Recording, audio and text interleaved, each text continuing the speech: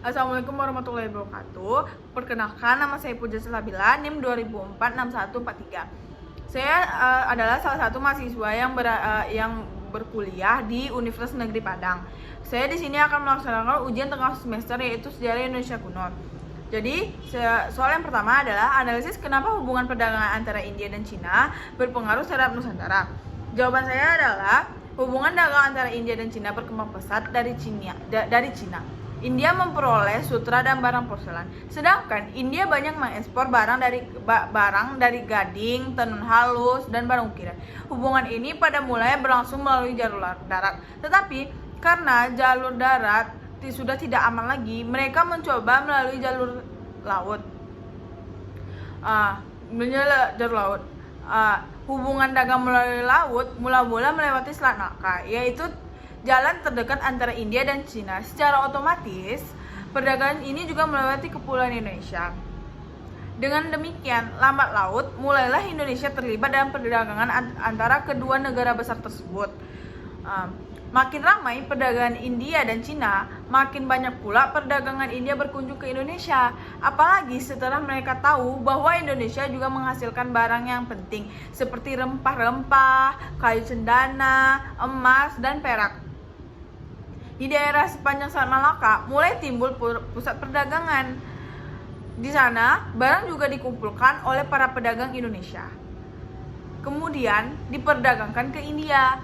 Cengkeh yang kemudian menjadi salah satu hasil kepulauan Indonesia bagian timur menjadi barang yang sangat dicari oleh pedagang India.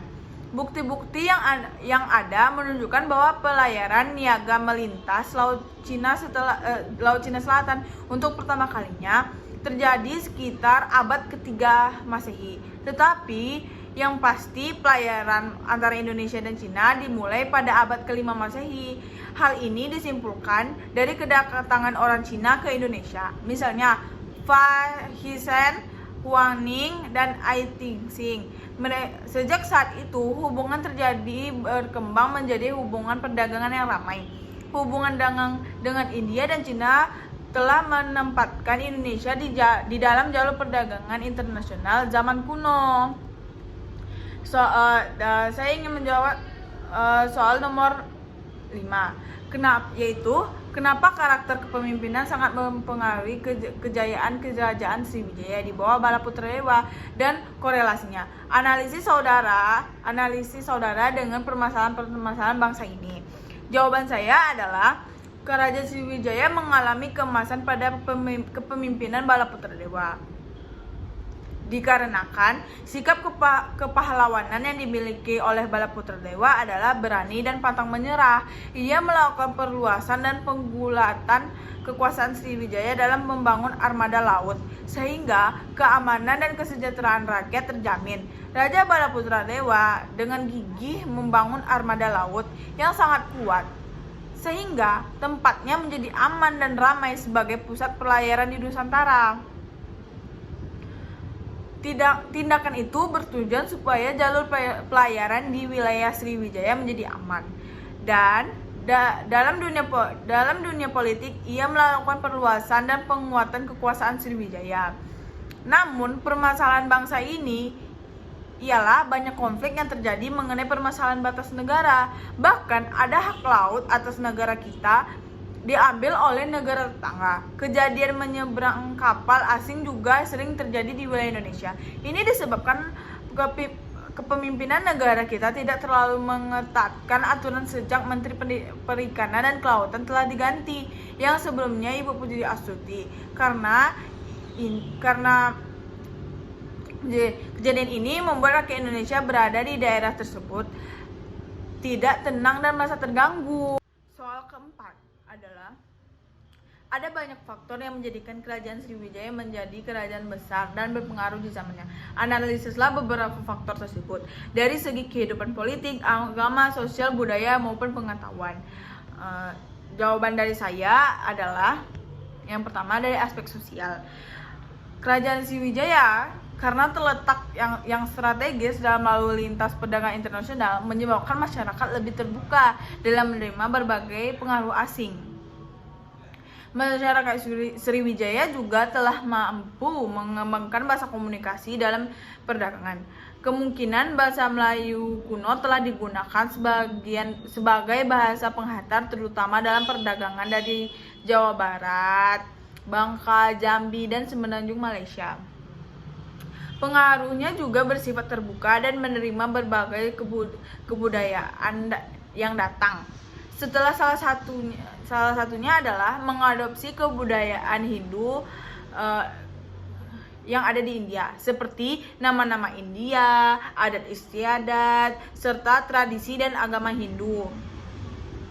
Oleh karena itu, Sriwijaya pernah menjadi pusat perkembangan ajaran agama Buddha di Asia Tenggara. Yang kedua adalah aspek budaya. Menurut berita dari Tibet, seorang pendeta bernama Aticca datang dan tinggal di Sriwijaya dalam rangka belajar agama Buddha dari seorang guru besar yang bernama Dharmapala. Menurutnya, Sriwijaya merupakan pusat agama Buddha di luar India. Tetapi, walaupun kerajaan Sriwijaya dikenal sebagai pusat agama Buddha, tidak banyak peninggalan purbakala seperti candi-candi atau arca-arca sebagai tanda kebesaran kerajaan Sriwijaya dalam bidang kebudayaan. Yang ketiga yaitu aspek ekonomi. Dilihat dari letak geografis daerah kerajaan Sriwijaya mempunyai letak yang sangat strategis, yaitu di tengah-tengah jalur pelayaran perdagangan antara India dan Cina. Di samping itu, letak kerajaan Sriwijaya dekat dengan Selat Malaka yang merupakan urat nadi perhubungan bagi daerah-daerah di Asia Tenggara. Hasil bumi kerajaan Sriwijaya merupakan modal utama bagi masyarakat untuk terjun dalam aktif pelayaran dalam perdagangan. Yang keempat yaitu kehidupan politiknya. Raja-raja yang berhasil diketahui pernah memerintahkan kerajaan Sriwijaya di antaranya sebagai berikut. 1. Raja Dapuntanyong. Berita mengenai raja ini diketahui melalui prasasti kedudukan bukit pada 683 Masehi. Pada masa pemerintahan Raja Daputayung telah berhasil memperluas wilayah kekuasaan sampai ke wilayah Jambi, yaitu dengan menduduki daerah Mingantawan. Daerah ini memiliki arti yang sangat strategis dalam bidang perekonomian karena daerah ini dekat dengan jalur penghubungan pelayaran di Selat Malaka. Sejak awal pemerintahan Damputayung telah mencita-citakan agar kerajaan Sriwijaya menjadi kerajaan maritim. Hubungan dengan luar negeri. Kerajaan Sriwijaya menjalin hubungan baik dengan kerajaan-kerajaan di luar wilayah Indonesia, terutama dengan kerajaan-kerajaan yang berada di India, seperti Kerajaan Pala atau Nandala di Benggala dan Kerajaan Kolamandala di pantai timur India Selatan. Analisis kenapa kerajaan Sriwijaya dan Mataram kuno sering terjadi konflik. Menurut saya ada beberapa faktor dari dinasti Sanjaya dan Sailendra. Dari dinasti Sanjaya.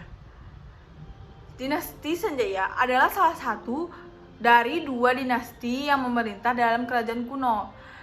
Beberapa ahli berpendapat bahwa dinasti yang beragama Hindu Siwa ini didirikan oleh Sanjaya, yang juga menjadi raja pertama kerajaan Mataram kuno. Dinasti ini berdiri sekitar tahun 750-an.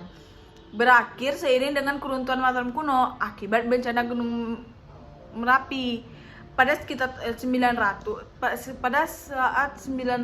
hingga 1000 Masehi. Dinasti Sanjaya sempat menjadi minoritas dalam kekuasaan di kerajaan Mataram kuno.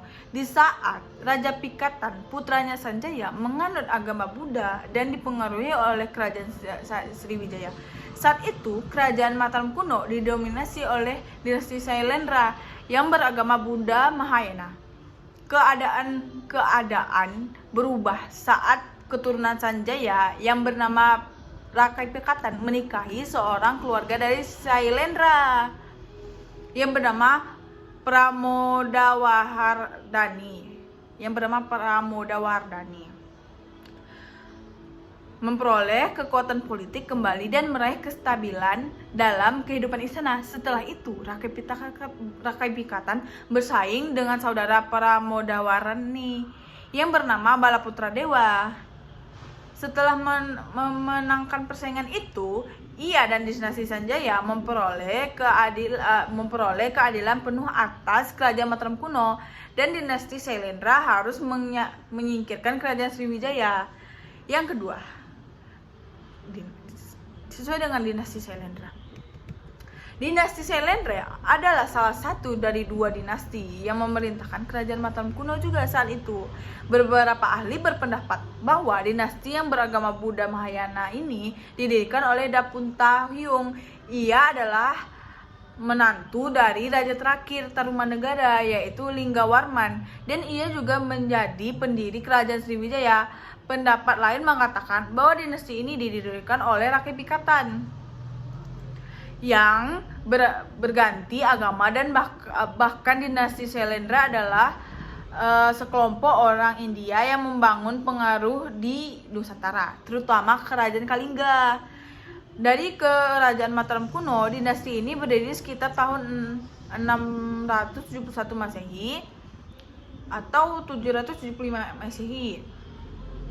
Berakhir seiring dengan keruntuhan Sriwijaya akibat serangan atau pemberontakan kerajaan Melayu Darmayan Shah. Dinasti Sailendra sempat menjadi mayoritas dalam kekuasaan di kerajaan Mataram kuno di saat Rakai Pikatan, yaitu putra Sanjaya yang menganut agama Buddha dan dipengaruhi oleh kerajaan Sriwijaya. Saat itu kerajaan Mataram kuno didirikan oleh dinasti Sanjaya oleh tokoh yang bernama Sanjaya itu sendiri. Keadaan berubah saat keturunan Sanjaya yang bernama Rakai Pikatan menikahi seorang keluarga dinasti Sailendra yang bernama Pramodawarani, yang memperoleh kekuasaan politik kembali dan meraih kestabilan dalam kehidupan istana. Setelah itu, Rakai Pikatan bersaing dengan saudaranya Pramodawarni yang bernama Balaputra Dewa. Setelah memenangkan persaingan itu, ia dan dinasti Sanjaya memperoleh kendali penuh atas kerajaan Mataram kuno, dan dinasti Sailendra harus menyingkirkan kerajaan Sriwijaya.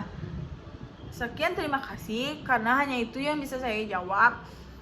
Lebih dan kurang mohon dimaafkan. Assalamualaikum warahmatullahi wabarakatuh.